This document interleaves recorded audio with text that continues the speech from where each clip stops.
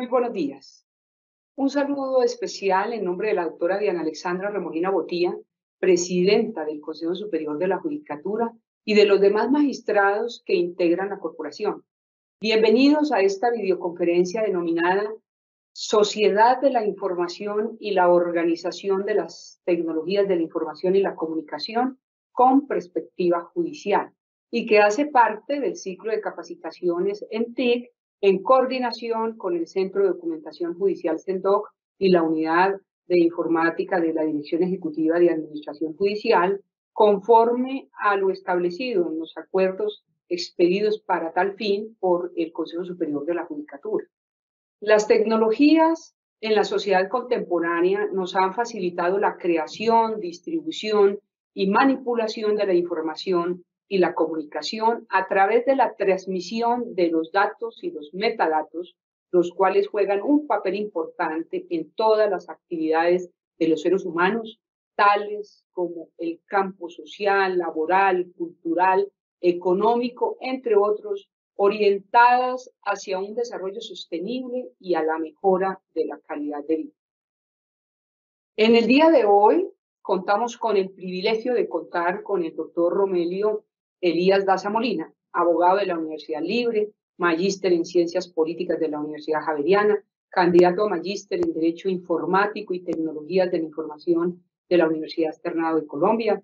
Ha trabajado como docente en distintas universidades del país, en programas de especialización y doctorado, y actualmente es magistrado del Consejo Seccional de la Judicatura del Meta, autor de los libros Democracia y Prensa en Colombia, autor de otro libro, Los medios de comunicación ante el nuevo derecho colombiano, y del libro Las tecnologías de la información y la comunicación ante el derecho colombiano y la gestión judicial. Tan pronto finalice nuestro formador la exposición, se dará respuesta a alguna de las preguntas formuladas a través del chat de participación. Bienvenido, apreciado doctor Romelio Elías. Tiene usted el uso de la palabra. Muy buenos días para todos. Un saludo muy especial a la doctora Marilucero Novoa, la directora de nuestra Escuela Judicial, a la presidenta del Consejo Superior de la Judicatura, la doctora Diana Remolina. Les hablo desde la ciudad de Villavicencio, Meta. Un saludo a todos los asistentes y al equipo de la Escuela Judicial Rodrigo Lara Bonilla.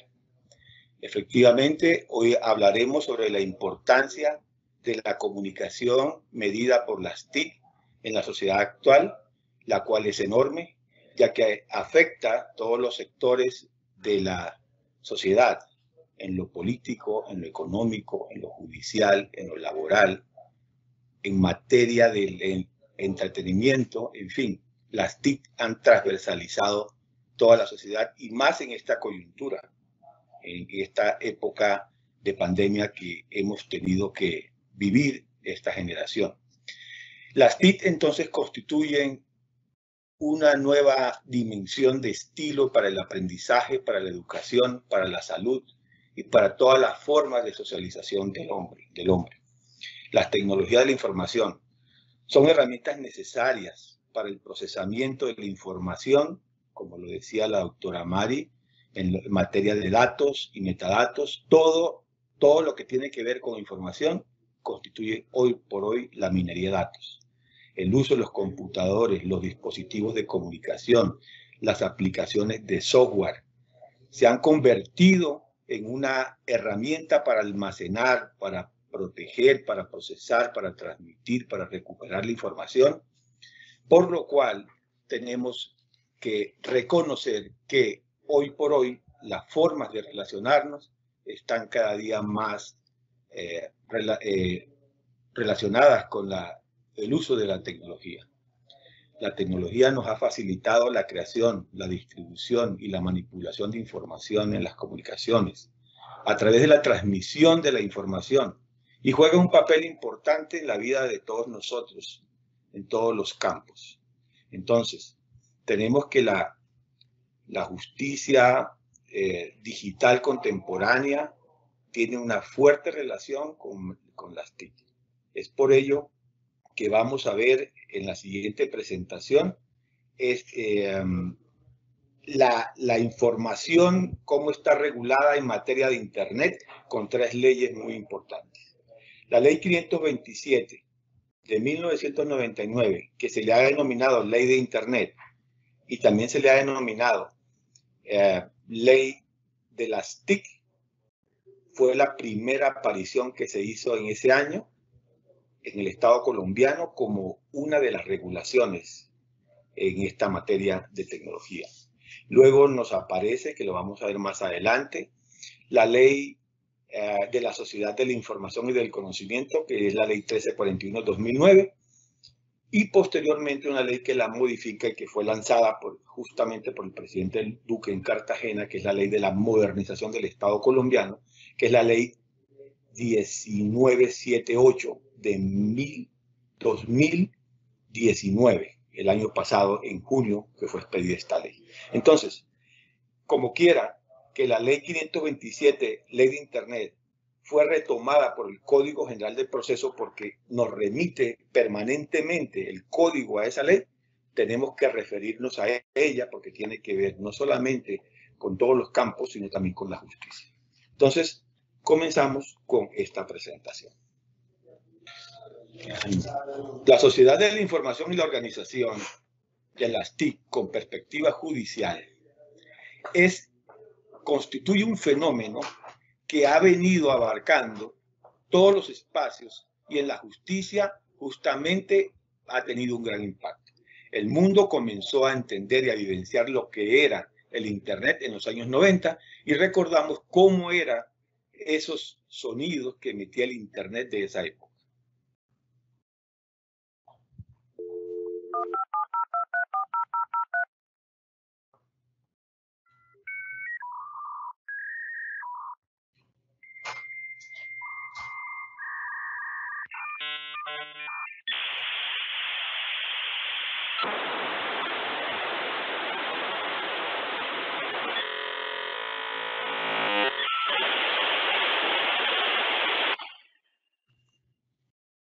Así eran los sonidos hace unos 30 años, cuando el Internet comenzó a tocar nuestras vidas. Entonces, fue necesario que en el Estado colombiano, en esa ley, se definieran cosas que finalmente vamos a ver nosotros reflejados, por ejemplo, en un expediente judicial. Más adelante vamos a ver que un expediente judicial no es más que una hilación de datos, datos, datos y datos. Por eso está definida el mensaje de datos como toda información que es generada, enviada, recibida, almacenada o comunicada por medios electrónicos, ópticos o similares. Entre otros, se habla del IDIED, que es el intercambio electrónico de datos, el Internet, el correo electrónico, lo que era el telegrama, lo que fue el telex, lo que fue el telefax, que ya es vieja tecnología. Entonces, importante para nosotros en la rama judicial entender qué es un dato y cómo se define un dato, y que fue recogido por el Acuerdo 3334 del año 2006. Recogió el concepto de la Ley 527, que fue la primera regulación que hizo el Consejo de la Judicatura en materia de tecnología aplicada a la gestión judicial. Siguiente. Otro concepto importante que es la firma digital. Nosotros venimos hablando de la firma digital, ya la Judicatura ha avanzado en eso, ya se reguló, incluso hay un video demo donde describe la firma digital y cómo lo usan los funcionarios judiciales. Pues resulta que existen 4 clases de firmas en el mundo, que es la firma manuscrita, que todos la conocemos, la firma mecánica, que es aquella a través del estampado de sellos, la firma electrónica, que es la firma que conocemos como el garabato, y la firma digital, que es aquella que es definida así. Es el valor numérico alfabético que se adhiere a un mensaje de datos y que utilizando un procedimiento matemático conocido, se vincula una clave al iniciador y al texto del mensaje permite determinar que este valor se ha obtenido exclusivamente por la clave del iniciador, es decir, quien la tiene, y que el mensaje inicial no ha sido modificada después de efectuada para su transformación. ¿Qué quiere decir ello? Que la firma digital permite que el funcionario judicial o cualquier tipo de operador tenga una autenticación, tenga una integralidad, tenga una referencia de transparencia frente a la operación que se realice. Cuando un juez utiliza la firma digital, el ciudadano o el usuario puede tener la tranquilidad de la autenticidad del documento justamente que se está expidiendo. ¿Cuál es la diferencia entre la firma digital y la firma electrónica? Que la firma electrónica no garantiza autenticidad, no garantiza una integralidad, mientras que la digital sí, porque la digital siempre tiene que ser por una entidad certificadora expedida y autenticada. Nosotros no necesitamos una entidad de certificación al interior de la rama judicial, porque para eso tenemos nuestra propia entidad de certificación, que es el CENDOC, y es también la unidad informática. En cambio, los particulares, los empresarios, sí necesitan un certicámara que le autentique y que le genere la firma digital, sí necesitan que le autentiquen sus operaciones. Nosotros tenemos nuestra propia entidad de certificación, de acreditación digital, que es, como lo mencioné, el CENDOC y la unidad informática. Entonces, se habla del intercambio de datos. El intercambio de datos hoy por hoy es una realidad en la función judicial. ¿Por qué? Porque vivimos en la transmisión electrónica de datos, de información, de un equipo a otro, estructurándolo bajo normas técnicas convenidas al efecto. ¿Cuáles son esas normas técnicas que hemos convenido? Pues todas esas herramientas que la Judicatura ha expedido y que se inició con base, como lo vimos en la intervención pasada, con el Acuerdo 3334 del 2006, el plan estratégico tecnológico que la Judicatura expidió, y también todos esos compromisos que ha adquirido en materia iberoamericana con las cumbres donde la Judicatura ha hecho parte.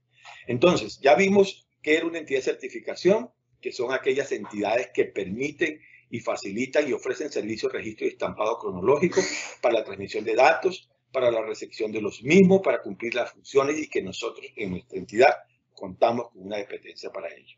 ¿Qué son los sistemas de información con los que cuenta la Judicatura? Efectivamente, tenemos varios sistemas de información, y es justamente aquellas avenidas digitales que permiten la utilización, la generación, el envío, el recibo, el archivo, el procesamiento, como es la nube en la rama judicial, una de ellas, que permiten salvaguardar la información que se produce en la gestión judicial para tranquilidad de los usuarios y de los servidores judiciales. Entonces, esto permite la firma digital, la integralidad de los mensajes. La integralidad, ¿qué quiere decir? Es poder presumir la permanencia completa, inalterada, salvo la adición de algún endoso o algún cambio que sea inherente al proceso de comunicación, para su archivo y presentación. La integralidad es el grado de confiabilidad que se requiere mucho, y sobre todo en la función judicial, y que se requiere para determinar a la luz de los fines para lo que se genera la información, y que en este caso es la función de hacer justicia y de todas las circunstancias relevantes en el caso. Entonces, ¿qué quiere decir la validez jurídica de la información digital? Quiere decir que debe haber un mensaje de datos escrito, el cual equivale exactamente igual. Eso se llama, en materia probatoria, equivalencia funcional. Ya no vamos a hablar de derecho probatorio en lo sucesivo. En materia digital hay que hablar de equivalencia funcional, como más adelante lo vamos a mencionar. Entonces, un mensaje escrito es el que queda satisfecho cuando cualquier norma requiera que la información conste por escrito, pero solamente cuando la norma lo exija, que hoy por hoy ya no es una exigencia, mediante un mensaje de datos, y que equivale exactamente igual a un mensaje digital. La firma ocurre cuando se ha utilizado el método, es decir, la firma como la conocíamos manuscrita ya no existe. El hecho de enviar un mensaje de datos que haya certeza que sale de mi equipo a otro, se presume que ya está autenticado con una firma, aun cuando no sea físicamente existente. Y esto ocurre cuando se ha utilizado un método que permita identificar al iniciador de un mensaje de datos y para indicar que el contenido cuenta con su aprobación. Es decir, que el hecho de enviar una firma de un equipo, un mensaje de un equipo a otro, ese mensaje se presume que está firmado y autenticado por quien lo emitió.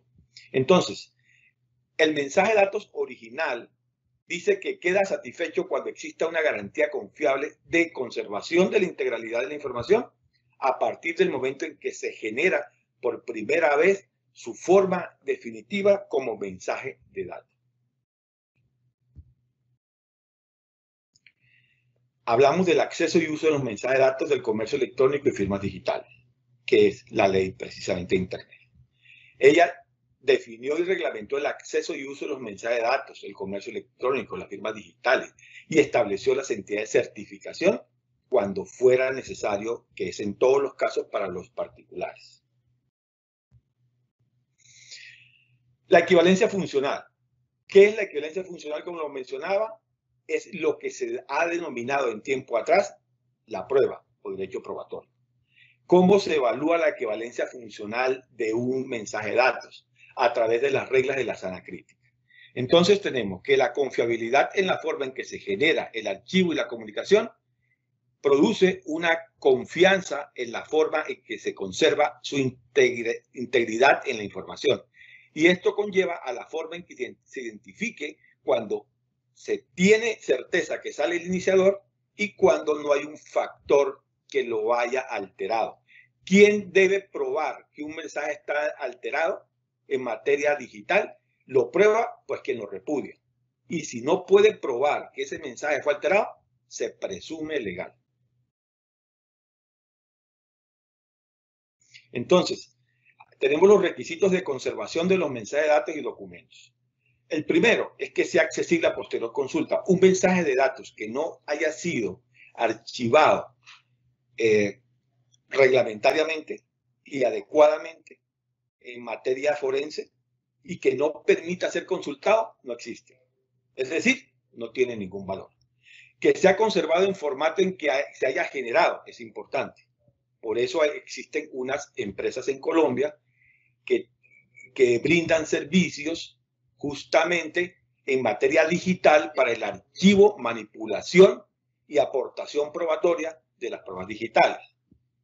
No voy a mencionar algunas de ellas, de estas empresas, pero existen ya empresas forenses para cuando uno quiera aportar una prueba digital a un proceso, tiene que saber aportarla y buscar un experto forense para que lo haga.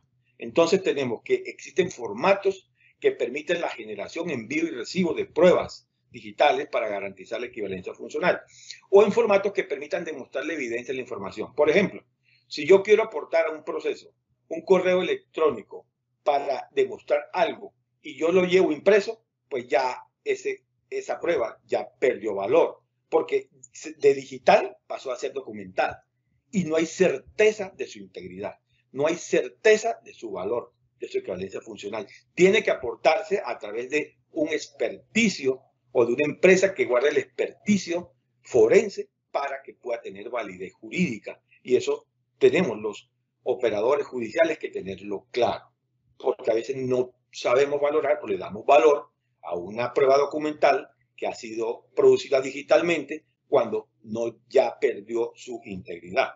Entonces, una prueba tiene que tener características propias como es el origen, el destino, la fecha y la hora en que fue enviado y recibido ese mensaje y producido mediante su conservación. Eso lo dice la misma ley de Internet. Tenemos mensaje de datos. ¿Qué es un mensaje de datos? Es la manifestación de una voluntad de cualquier persona que lo produce y tiene plenos efectos jurídicos y fuerza vinculante. Entonces tenemos que se presume del origen, que sale del origen del iniciador y se presume el envío al iniciador quien lo recibe. ¿Cuándo se presume el origen del iniciador? Cuando aparece enviado por él, cuando lo he enviado a una persona facultada para actuar en su nombre. Por ejemplo, si yo a mi auxiliar o a mis colaboradores le facilito las claves, le facilito mi firma para que produzca una decisión, pues realmente le está actuando en mi nombre y yo no puedo sustraerme a la responsabilidad de lo que se produzca.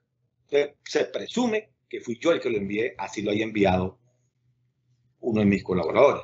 Y cuando se ha originado por un sistema de información programado, resulta que existen máquinas y software que acusan recibo automático de una información que llegue a mi equipo. Pues si la máquina lo produce automáticamente, yo no puedo luego entonces sustraerme a que esa respuesta automática no fue producida por mí. Lo mismo también cuando se presume el envío del iniciador. Se presume cuando se ha aplicado adecuadamente un procedimiento previamente acordado con él. Es decir, si yo acuerdo en una operación comercial con quien recibe un informe sobre una eventual compra y condiciono a que haya un acuse de recibo, pues la operación no concluye hasta que no se produzca el acuse de recibo.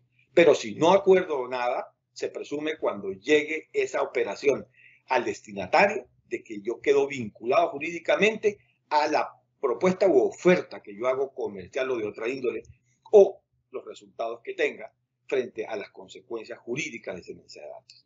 Y también se presume el envío del iniciador cuando se recibe por el destinatario como resultado de actos de una persona que está relacionada con él. Igualmente como pasa con el origen del iniciador, también ocurre también con quien lo recibe. Si quien lo recibe es un tercero, pero está autorizado por quien debió recibirlo, sencillamente tiene las consecuencias jurídicas 100% por parte de quien lo haya recibido, ya sea un tercero o un mandatario. El mandatario también ocurre cuando ha operado en nombre del otro, cuando tiene que ver con el acceso o un método utilizado automático, igualmente tiene las mismas consecuencias. Entonces, miremos, en materia digital, hay plenos efectos jurídicos, validez y fuerza vinculante de los mensajes de datos como manifestación de voluntad. ¿Cuándo se presume la originalidad del mensaje de datos? Se presume en todos los casos, a menos que, esa sería la salvedad, que se advierta al destinatario la duplicidad de un mensaje de datos. Si yo envío una solicitud de una operación comercial y después duplico el mensaje y la otra persona entiende que hay otra solicitud o oferta comercial, pues tiene pleno valor. ¿Qué pasa si yo envío 2 veces el mensaje? Yo tengo que advertir que es una copia, porque si no tiene consecuencias jurídicas, económicas y de toda índole cuando yo lo envío duplicado y no lo advierto. Cuando se haya establecido una convención o método, yo le decía hace un momento, cuando yo pacto con el otro que tengo que acusar recibo, pues sencillamente, si no acuso el recibo, no hay efecto jurídico. Y el acuse de recibo es cuando toda comunicación, automatizada o no, se le envía al destinatario y allí basta indicar que el iniciador se ha recibido el mensaje de datos para que se entienda como comunicada y a partir de ese momento comienza a tener consecuencias jurídicas y de todo ello. Hay una protección al consumidor, pero la verdad en Colombia falta avanzar en este tema. ¿Qué se está haciendo? Se está acudiendo al Estatuto del Consumidor para la defensa de los productores, distribuidores, vendedores, en general a los que proporcionan bienes y servicios aplicables al consumidor que interactúa a través de medios tecnológicos. Un decreto que es el 3466 del 82, pero realmente un estatuto del consumidor del Internet en materia digital en Colombia está por verse. Porque por lo pronto apenas hay unas aproximaciones a lo que fue o ha sido el estatuto del consumidor. Firma digital. ¿Qué es una firma digital? La firma digital tiene unos atributos. Una presunción de la intención del suscriptor cuando estampa la firma en un mensaje. Se presume su autenticidad. Tiene una equivalencia la firma digital a la firma manuscrita. Vale exactamente igual ante la ley. Es única a la persona que la usa. Es decir, yo soy el responsable de la firma digital. Y se supone que si yo soy el único que administro esa clave alfanumérica, yo debo tener consecuencias jurídicas en la producción de cualquier mensaje. ¿Que es susceptible de ser verificada? Claro que sí, tiene que ser verificada, a menos que se demuestre que hubo un fraude o un abuso del sistema informático. ¿Que está bajo control exclusivo de la persona que la usa? Claro que sí. Si yo lo tengo bajo mi control o yo lo comparto con un tercero, sigo siendo la persona exclusiva. ¿Que está ligada a la información o mensaje? Claro que sí. De tal manera que si estos son cambiados, la firma digital es inválida. Si yo demuestro que me ha sido adulterada mi clave alfanumérica y lo puedo comprobar, pues no puede haber consecuencias jurídicas en materia digital. ¿Que está conforme a los reglamentos adoptados por el gobierno nacional? Claro que sí. Tiene que haber un ajuste a la normatividad en materia digital. En esto la Superintendencia de Industria y Comercio ha avanzado mucho. Hay un video ilustrativo de la firma digital que quiero compartirlo con ustedes. Uno de los beneficios de Internet es el envío de información a cualquier lugar del planeta, optimizando nuestros tiempos y facilitando trámites y operaciones que antes eran difíciles de concretar. Pero surgen algunos problemas. Los contenidos digitales pueden ser alterados con facilidad. No es posible determinar con certeza el autor de un documento. El autor puede negar su autoría o decir que no es lo que firmó originalmente. Un documento electrónico no posee la validez jurídica de un documento en papel. La firma digital es la solución a estos problemas. Pero, ¿qué es la firma digital? Es una herramienta tecnológica que nos permite asegurar el origen de un documento o mensaje y verificar que su contenido no haya sido alterado.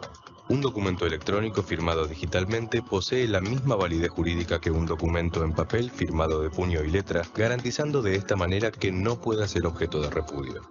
¿Cómo lo logra? La firma digital es una secuencia única de letras y números que vincula al firmante con un documento electrónico. Para firmar digitalmente, una persona necesita dos claves asociadas entre sí que se generan utilizando funciones criptográficas seguras. Una de estas claves es secreta y solo es conocida por esa persona, impidiendo que otros imiten su firma. La segunda clave, en cambio, es pública. Sirve para que el destinatario pueda verificar la firma hecha por el autor y constatar así que fue este quien la produjo. La clave pública está contenida en un certificado digital junto con la información personal del firmante. Este certificado digital es un documento electrónico emitido por un certificador y sirve para asegurar que una clave pública pertenece a una determinada persona. Así, el certificador actúa como una tercera parte confiable entre el emisor y el destinatario. Los programas de correo electrónico y los navegadores de Internet ya permiten integrar una firma digital. ¿Cómo se obtiene una firma digital? Cuando una persona necesita una firma digital para un trámite u operación en particular, debe cumplir con una serie de requisitos y pasos. El primer paso es iniciar un trámite de registro que generalmente es en el sitio web del certificador. El segundo paso requiere que la persona se presente físicamente ante el certificador para constatar su identidad. Luego, este emitirá un certificado digital que le permitirá a la persona poder firmar digitalmente sus documentos electrónicos. Muy bien, eso queríamos compartirle. Importante destacar que hay una clave pública, que es la que se asigna, y nosotros tenemos unas claves privadas y claves públicas en la rama judicial. Y eso nos permite funcionar con tranquilidad, porque realmente con los sistemas informáticos de la rama estamos apuntando al cero papel. Hoy por hoy, ya en nuestros escritorios ya no manejamos ningún tipo de documento físico. Por lo tanto, la seguridad debe ser cada vez mucho mayor en la emisión de nuestras decisiones, ya sean en la parte judicial y en la parte administrativa. Seguimos. Entonces tenemos que las entidades de certificación, ya lo vimos, son entidades que en Colombia han existido. Las cámaras de comercio usualmente hacen de entidades de certificación. Hay otras entidades como Certimail, Certicámaras, que también operan en Colombia. Entidades que son contratadas y son vigiladas por la Superintendencia de Industria y Comercio. Son operaciones que usualmente cuestan y todo lo que es el sector financiero está igualmente certificado por estas entidades para poder operar. La banca igual funciona de esa manera.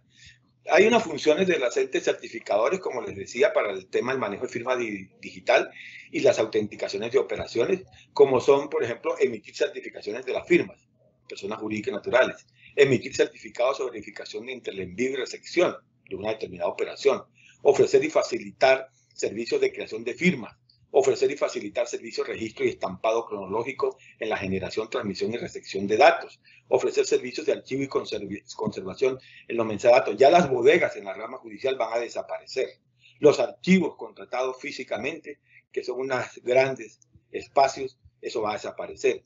Ahora hay unas certificaciones y unos archivos que se hacen en la nube. Como vamos a ver de pronto en la sesión de septiembre, vamos a ver las clases de contrataciones que existen electrónicas y digitales o de Internet, como el Smart Contract, que son contrataciones que se hacen, existen más de 20 contrataciones digitales, que ahora ya desaparecen como física y que operan para el comercio, para la industria, para la banca y seguramente para la justicia, entre poco, y que ya en el mundo se están moviendo a través de la tecnología.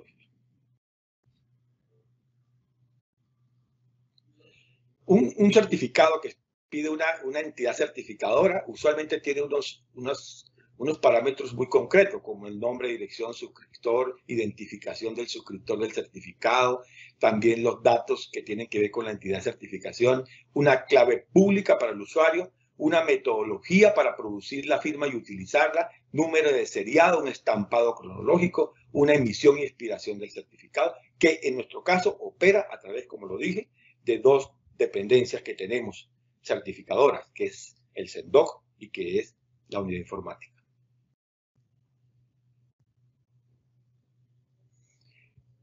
Todo esto en lo que tiene que ver con la regulación del Internet.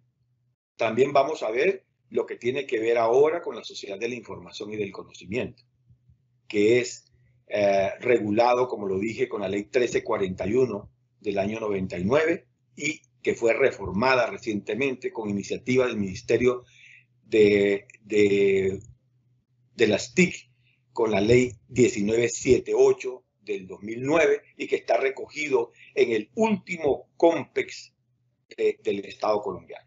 Entonces, ¿qué tenemos con esa ley 1341 reformada por la 1978?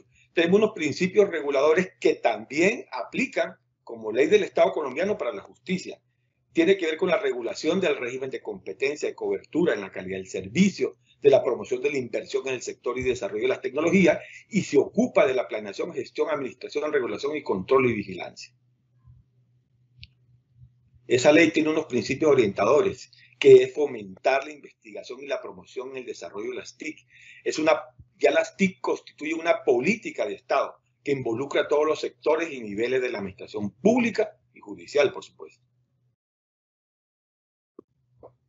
Esos principios orientadores tienen que ver con la prioridad al acceso y el uso de las TIC y las comunicaciones, porque realmente el tema de la brecha digital no es un tema solamente de la ciudadanía, de la sociedad, sino también de la misma rama judicial. La brecha digital con el usuario tenemos que irla cerrando lentamente, pero hay que aproximarse a ello. El Estado y los agentes del sector están obligados a colaborar, a priorizar el acceso y el uso de las TIC en la producción de bienes y servicios, en nuestro caso, como el ciudadano, que son nuestros clientes.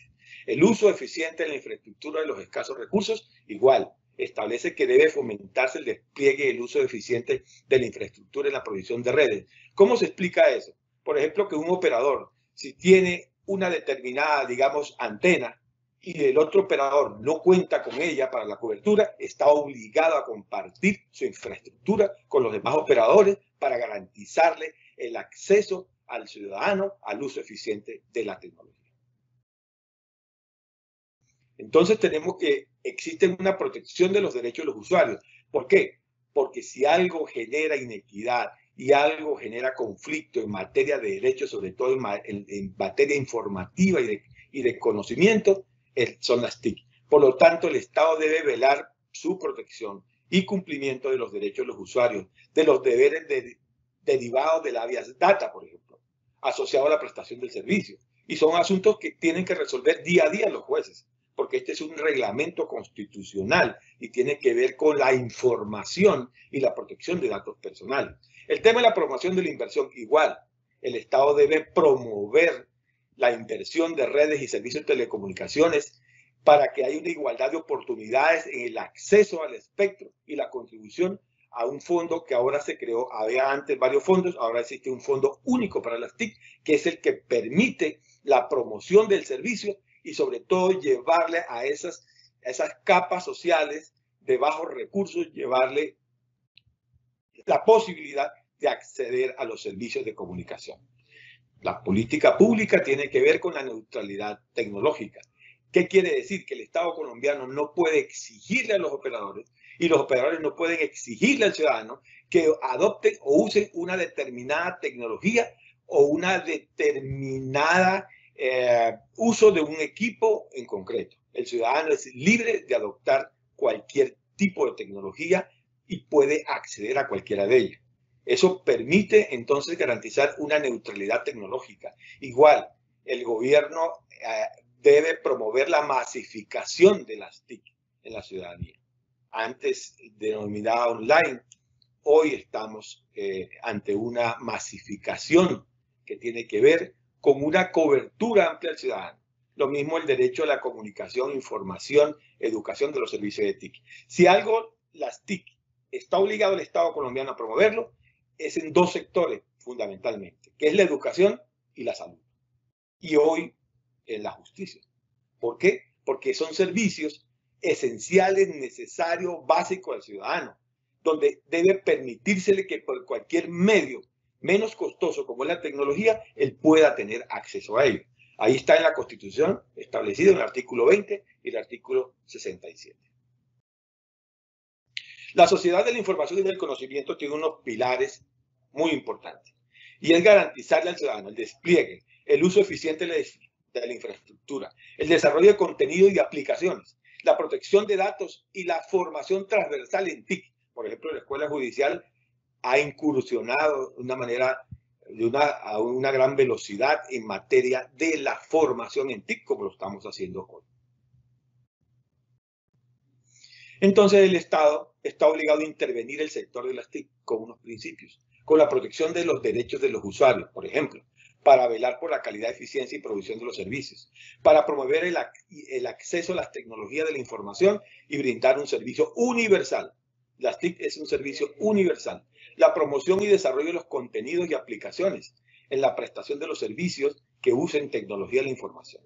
Estos son una de las obligaciones del Estado en materia de vigilancia de las TIC. El Estado está obligado a la planeación gubernamental para el acceso, para garantizar el acceso y uso de la población mediante la promoción, coordinación, ejecución de planes, programas y proyectos de las empresas y entidades públicas, incentivar el fortalecimiento de la infraestructura, promover el desarrollo de los contenidos de aplicaciones y ubicar estratégicamente terminales para que haya una cobertura hacia el ciudadano. Todos decimos y hablamos de TIC, pero uno tiene que tener una definición técnica y la tiene la ley. La ley define TIC. A veces uno divaga en definirla y es todo y es nada. Pero la ley dice claramente, es el conjunto de recursos, herramientas, equipos, programas informáticos, aplicaciones, redes y medios y que permiten la compilación y procesamiento mediante el almacenamiento, transmisión, información con voz, datos, textos, videos e imágenes. Esa es la definición técnica que está establecida en la ley sobre qué son las TIC. Hay unos criterios de interpretación que, lógicamente, son de utilidad a un servidor judicial. Los criterios son de énfasis en la promoción y garantía de libre y leal competencia. Siempre tiene que interpretarse cualquier norma en TIC apuntando a estos criterios y a proteger los derechos de los usuarios. Entonces, hacer énfasis en su promoción y garantía para la libertad de competencia y proteger los derechos del usuario. Esos son los dos criterios cuando se interpreta una ley TIC. El uso estatal de las TIC en los casos de emergencia y conmociones o calamidades de prevención. En caso que haya un desastre, ya sea natural o de cualquier otro índole, el Estado puede utilizar, sin pedir permiso, de todas las infraestructuras de redes y servicios de comunicaciones que tengan los operadores, de una manera gratuita, oportuna, por lo cual no tiene por qué hacer ningún tipo de indemnización. Puede utilizar todas las redes y servicios, tendrá una relevancia cuando tenga que ver con transmisiones relacionadas con la protección de la vida humana.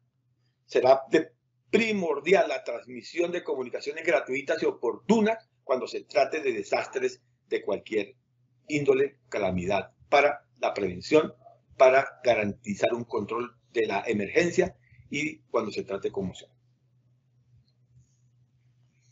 El sector de la tecnología y la información y las comunicaciones, ¿de qué están compuestas?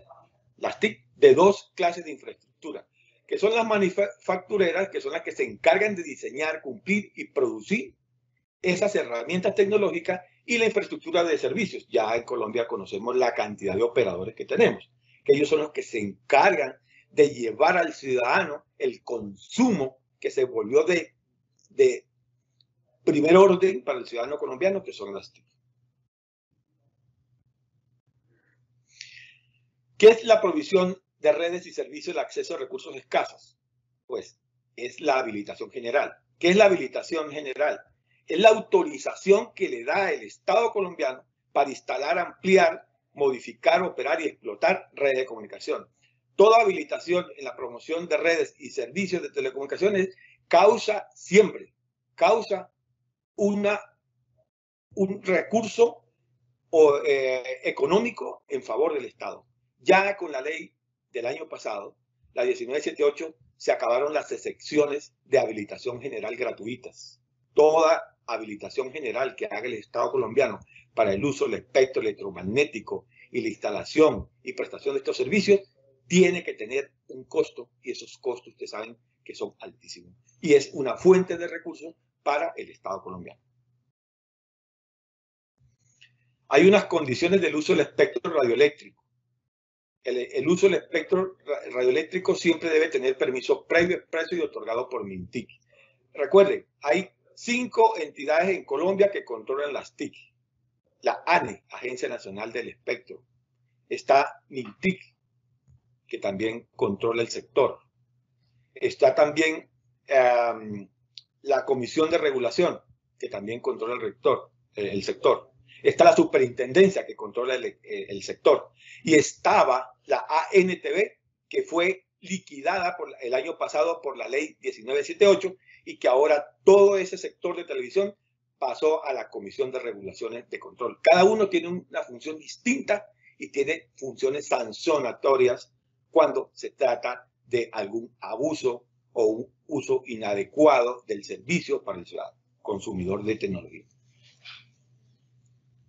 Vamos a ver un pequeño video de la ANE, la Agencia Nacional del Espectro.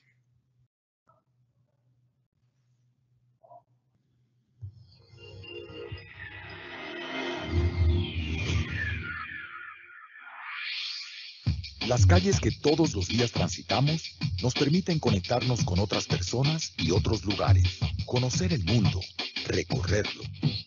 La gran mayoría avanza a través de ellas, consciente de estar en un espacio físico creado para acortar las distancias.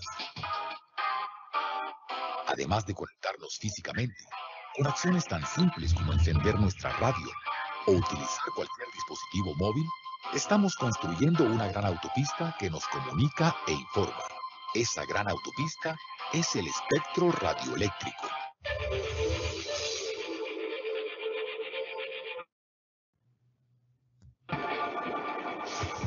Cuando hablamos de esta fracción del espectro electromagnético, nos referimos a un conjunto de ondas emitidas por las antenas transmisoras que hacen posible la existencia de las telecomunicaciones.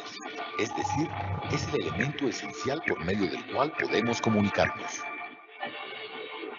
Aun cuando el espectro radioeléctrico forma parte de nuestro territorio y patrimonio, es necesario que alguien se encargue de su administración, siendo el Estado colombiano el único que puede cumplir esta función, garantizando igualdad de oportunidades en el acceso a su uso. El país necesita entonces una entidad idónea que preste el soporte técnico para la gestión, planeación, atribución, vigilancia y control del espectro radioeléctrico. Por esta razón se crea la ANE, Agencia Nacional del Espectro, que desde su inicio ha demostrado liderazgo en el sector de las telecomunicaciones, ya que cuenta con un grupo de destacados profesionales, en su mayoría con especialización, maestría y doctorado, específicamente en temas de ingeniería, telecomunicaciones, aspectos regulatorios y económicos. La ANE, además, interactúa con diversas entidades del Estado y de manera permanente con el Ministerio de las Tecnologías de la Información y las Comunicaciones, para atender las necesidades de las comunicaciones satelitales, marítimas, aeronáuticas, la radio, el Internet móvil y, en general, todos los sistemas de comunicación inalámbrica. La ANE también promueve el desarrollo de investigaciones por parte de la academia, que permitan hacer un uso más eficiente del espectro. Realiza particularmente diversos estudios de tipo técnico, científico y regulatorio, que le permiten proyectar políticas nacionales y posiciones internacionales ante los organismos especializados en telecomunicaciones de la Organización de Estados Americanos y de la Organización de las Naciones Unidas. Esto le ha permitido convertirse en un punto de referencia para los países de la región y tener la posibilidad de ser próximamente un centro de conocimiento de la Unión Internacional de Telecomunicaciones. Resultado de las labores de la ANE, en Colombia se asignará entre 2010 y 2014 300 MHz de espectro, a través del uso de las redes de 3G y 4G, más del doble de lo que históricamente se había asignado. De esta manera, se consolida nuestro país a la vanguardia en desarrollo tecnológico. Los constantes e innovadores avances que la ANE hace posibles permiten que la tecnología se acerque cada vez más a cada colombiano, haga parte de su cotidianidad, le preste soluciones a sus problemas, le muestre posibilidades nunca antes imaginadas y le ayude a incrementar su calidad de vida. Como estrategia para la prevención del uso no autorizado del espectro y la prestación del servicio de radiodifusión sin concesión, la ANE adelanta campañas a través de los diferentes medios de comunicación. El siguiente mensaje institucional hace parte de una campaña específica. Uno se mete en esto y sin saber mucho. Nunca pensé en sacar permisos ni licencias. Pero eso sí, toca asumir las consecuencias. La prestación del servicio de radiodifusión sonora sin concesión es un delito penalizado hasta con 10 años de cárcel. Evite el uso clandestino del espectro radioeléctrico. Gracias a estos mensajes institucionales, se ha comunicado al país sobre la gravedad y consecuencias de estas conductas. Una correcta administración del espectro permite la prestación óptima de los servicios de telecomunicaciones, la protección frente a interferencias y control de emisión, y garantiza las comunicaciones en situaciones de emergencia para la protección de la vida humana. Está demostrado que un aumento en la penetración de Internet genera un crecimiento directo en la economía, lo que permite que el país sea más competitivo, se aumente el empleo y se reduzca la pobreza. Es por esto que la ANE está comprometida con el desarrollo de una infraestructura para dar ese gran salto que permitirá al país contar con más y mejores servicios de telecomunicaciones. Con compromiso, eficiencia, innovación y un enorme despliegue tecnológico, la Agencia Nacional del Espectro se prepara para seguir abriendo caminos y posibilidades de progreso para todos los colombianos.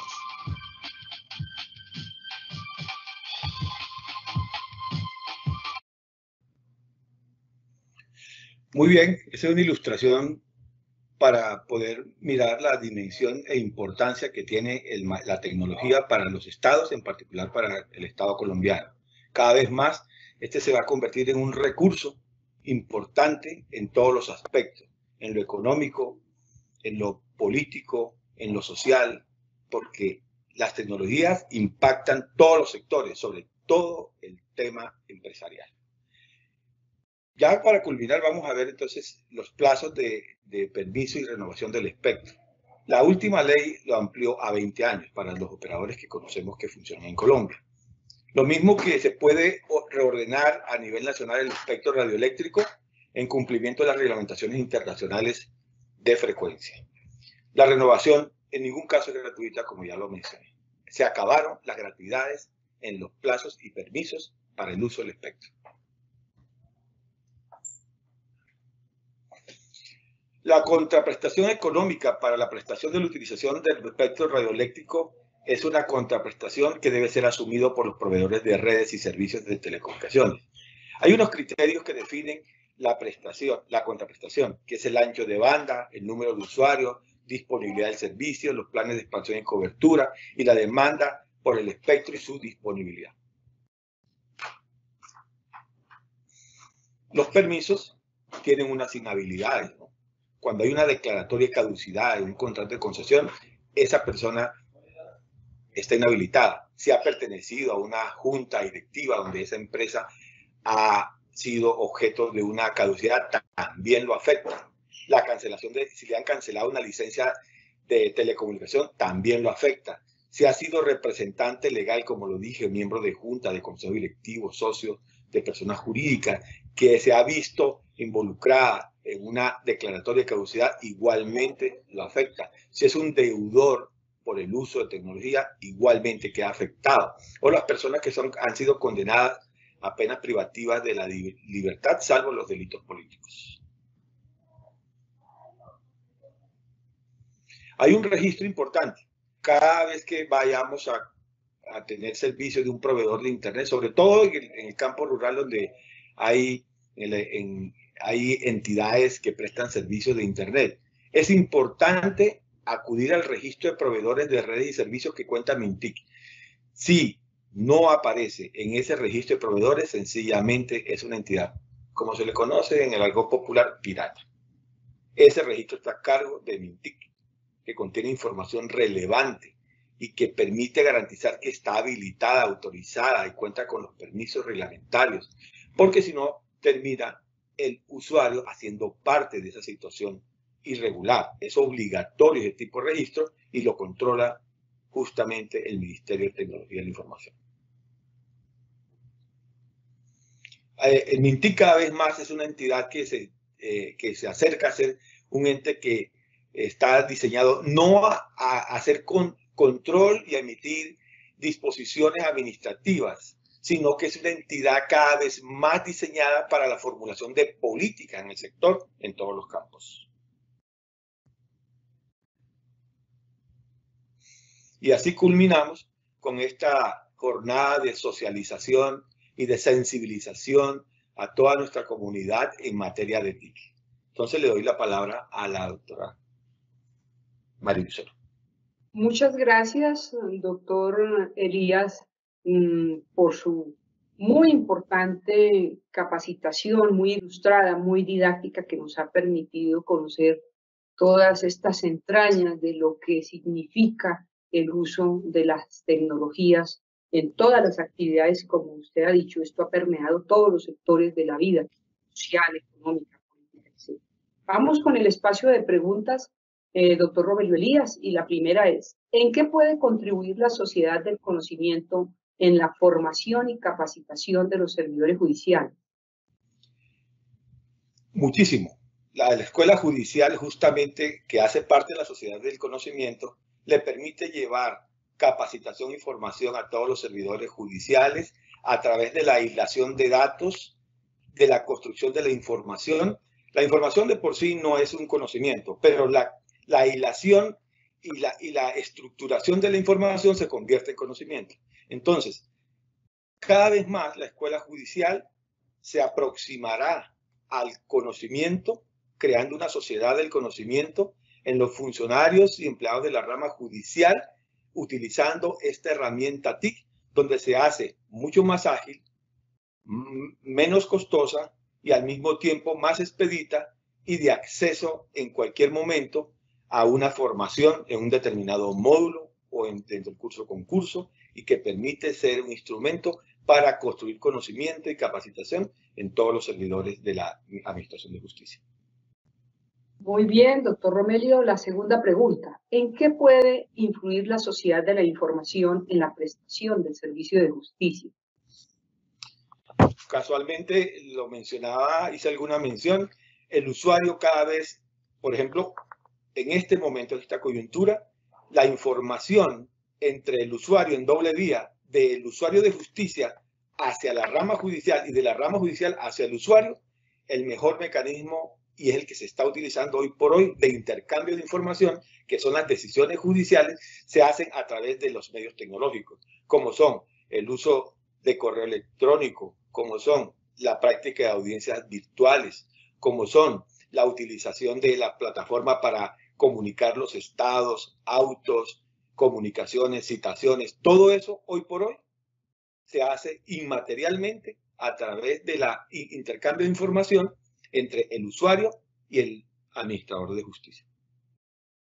Muy bien, doctor Daza. La tercera y última pregunta: ¿cómo y cuál sería la aplicación de la tecnología en la conformación del expediente judicial electrónico? Sí, la tecnología, tarde que temprano, nos tiene que garantizar el uso de la información de datos. Un expediente no es más que datos. Cuando yo produzco un auto es un dato. Cuando yo produzco una citación es un dato. Cuando yo produzco una sentencia es un dato. Entonces, la hilación de datos estructurada permite la construcción del expediente electrónico. De tal manera que ya sea por el Big Data, ya sea utilizando la herramienta del blockchain o utilizando cualquiera de las herramientas que existen hoy por hoy, será lo único que nos puede permitir que se almacene información estructurada para que se inmaterialice el expediente y podamos hablar de un expediente electrónico en Colombia.